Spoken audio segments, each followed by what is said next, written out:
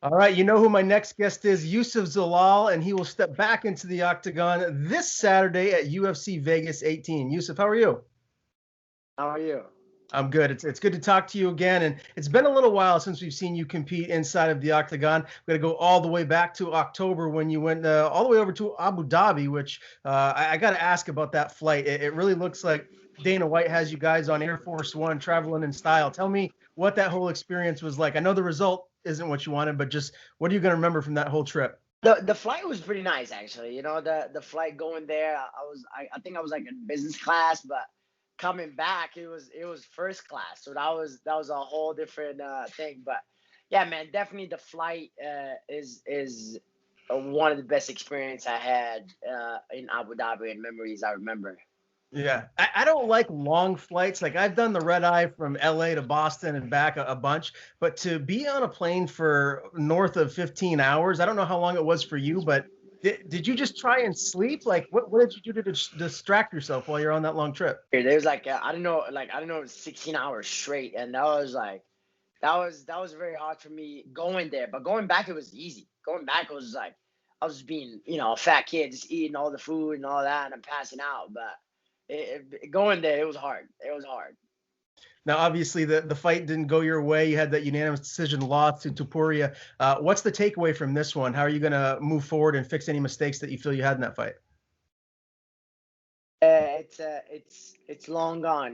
Like you said, that was in October. This is me now, and the best thing I took from that fight is just my confidence, man. I just gotta go out there and really show my confidence. These guys are not like I am at a different level. These guys think I'm just like, oh, like, oh, we'll just take him down. No, you're not. You got to work for everything you do against me. So that's what I took from that whole fight, to be honest. Mhm. I've heard, obviously there's a lot of challenges that come in with fighting over in Abu Dhabi. The time zone, a lot of the times, I mean, you're fighting really early Eastern Standard Time when you're over there. Did that mess with you at all? Like, did your body feel like you weren't like on peak hours, like when you'd normally be training or fighting? Wait, coach had to woke me up for my fight. Like literally, we were supposed to be downstairs at 1:30. Coach knocked on my door at 1:21, and I was asleep. He woke me up, and it was a weird experience. Trust me, it was a very weird experience. And like I said, it's a great learning experience, especially as a young age. It's a great learning experience to take it now and then just move on. Did they do a good job of, I guess, controlling the humidity there? Because I know over in Abu Dhabi, it's incredibly hot. Is that something that affected you as well? No, not. I mean, the inside really was not that hard, but boy, you open that balcony. You'll be sweating. That was crazy. What are you going to remember from that? Just like as a fighter, from that experience, just being over there in another country where you guys are on Fight Island. I mean, this is a big deal. Again, like it all comes down to the confidence. Like that's what my level is that I bring into the table. That they will fly us all the way out there to be in the main card and stuff like that. That's what we bring into the table, and I'm very blessed to have that. And like I said, it's an exciting thing. Yeah, no doubt about it. Now, this fight was just announced a few days ago now. Obviously, you're in camp year round as it is anyways. But I mean, just tell me, how have things been at your camp? Like, how healthy is your body feeling as you take this relatively short notice fight? Oh, it's always bumps and bruises, but yeah, it's like we're pretty damn healthy. I'll tell you that for to go in and take this fight. So, and I was supposed to fight this guy in Fight Island, and then he backed out on me 8 days before the fight. So it really didn't change a whole lot. I already had the whole mentality on him and the game plan on him. So for us, just to redo it, basically, that's all it is. Does that give you any more added motivation? Him backing out of that fight? Does it like add a little fuel to your fire? Not really, man. Injuries really do happen. So like, I mean, I can't be in control of that. Like if he was lying, we're about to find out. Like we'll see, right? And we'll see how much his confidence comes out to fight me. But it is what it is, man. If he's hurt, he's hurt. I can't really control that. Tell me what has, I guess, life been like for you since getting back? Obviously the holidays just passed. It's now 2021. I mean, what has life been? Is there any new wrinkles to your training camp or your day-to-day life? Is there anything new going on with you? Really, man, it's the same program we've been doing. It's back at it. You go back to the drawing board and really just move on. And that's what the big thing. And This time though, we're moving on with a high confidence, and that's I feel like that's what's going to be the difference between 2021 and 2020. Now, your fight is Saturday. There's a big sporting event the next day, the Super Bowl. I don't know if you're a football fan or not, but if you can't tell, I am. So I was about to say, I was like, that boy Brady, that boy, he put in work, boy. He shocked the crap out of me. I'll tell you that. So who are you picking? Who do you think is going to win this the Super Bowl? Because it's I gotta go with Brady, man. I don't know. I feel like it's hard to bet against him. I don't know what it is. I really do not know what it is. Yeah. Wow, he's the GOAT. That's what it is. I mean, he's. I wouldn't be surprised if he's back there next year. Oh, I'm not. Trust me, I agree 100% with you. I mean, like that Tampa Bay is seeing the biggest numbers they ever seen in their whole franchise. So that tells you something right there. No doubt. Do you have a team? Are you a big football fan? Support Broncos, that's the team. They were not doing it so hot last 2 years, but hey, I gotta go with the Denver Broncos. Are you? Do you always watch the Super Bowl? Is that something that you look forward to year in and year out? Actually, I do. I do watch a lot of football, like usually the playoffs and then the Super Bowl, but not so much on the season. But it just depends. Like some days I'm not busy and I just sit home and like, okay, like let's watch some football. Gotcha. So what's going to be on the menu come Super Bowl Sunday? After your fight, you're going to have to cheat a little bit. Oh, bro, burgers, wings, you know it. You know it. You know the Super Bowl feasts. Some nachos, maybe. I don't know. I actually haven't had nachos in a long time. Actually, thank you for bringing that up. Well, I hate to bring it up because it is fight week, and I know you're cutting weight. What is your weight right now? How much left do you have to go? Pounds to go. So that's pretty much on par for you to make weight like normal.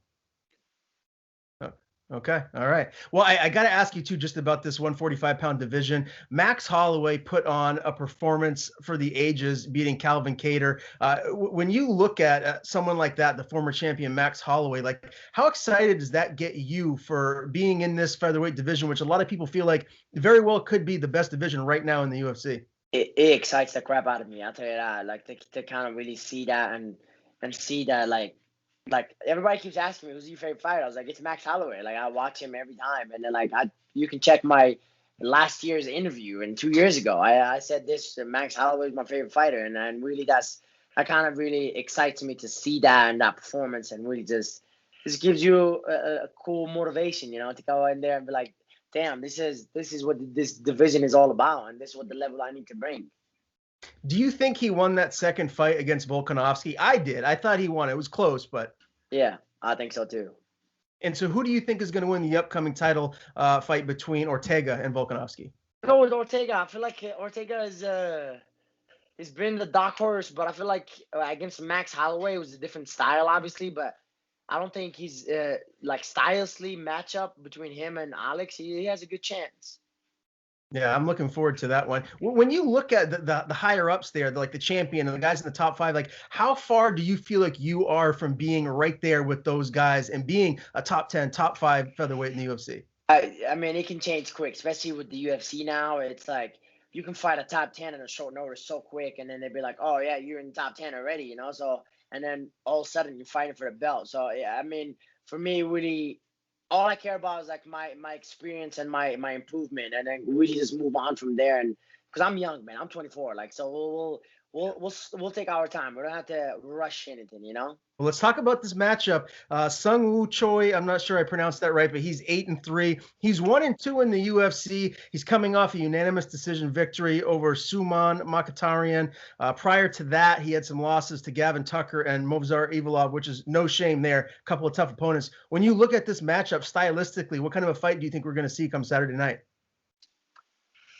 Striking match, it's like both of us like to stand and kind of mix things up and really just make fights exciting. But it's like you can see like all of his fights, obviously he fought some good names, for him to do what he did, and really nobody can even finish him, So it's like for him, he's just kept it going. So that's what very exciting about this fight. Do you feel like this fight could be a dog fight and get into the third round, or do you envision yourself getting a quick knockout here? Hey, there's no dog fight with me. I don't care who I fight. You're not dog fight with me. You can dog fight with these guys, not me. You go have fun with that, not me. I'm not doing that. Like I like the mentality that I had, and I said this a million times before, is like, I'll hit, but not get hit. I'll tell you, trust me about that. So how do you see this fight ending? To be honest, I want to show how tough he is. You know, I feel like he's very tough. So it could be a decision, could be a finish. You know, but I that showed me on the fight. You know, sometimes like, God, I thought Peter Bear was be done. You know, I thought he was gonna be done, but he wasn't. You know, so that's what the fight of the game is. But I feel like I want to see what it looks like in there. You know, I see how tough he really is. Yeah, that was the last time I talked to you too. Actually, was right before that Peter Barrett fight. My God, he showed a lot of heart. Where you just like, what do I got to do to get this guy out of here? Yeah, it was crazy. I was like, oh my God, like I was so close, but yeah, it didn't happen. Yeah, well, again, he's tough as nails, so no shame there. When you look at 2021, what's the perfect scenario for you moving forward? Like, how many times do you want to fight? Are you going to try and stay as active as possible? Like, what can your fans expect to see from you here in 2021? If you've been following me, I at least I get 4 fights a year, and that's in the regional or the high level. It doesn't matter what it is. I try to fight as much as possible. All right, and is there anyone on your radar right now? I know you're not looking past your opponent right now for Saturday, but is there anyone that you're hoping that maybe you can get in the octagon with? I really don't care, man. It's a fight game. Give me who they got. Gotcha, gotcha. Fair enough. Well, always a pleasure chatting with you, Youssef. I know all the fight fans are excited to see you climb back in the octagon this Saturday. Before I let you go, let everyone know where they can find you on social media, and if there's anyone you want to thank, the floor is yours. I appreciate you, brother. Yeah, man. The big shout out to everybody. You know, my team, my family, and all that stuff. And you guys can follow me at the Moroccan Devil on Instagram and Twitter, Moroccan Devil _45, and then the Facebook just Youssef Zalal.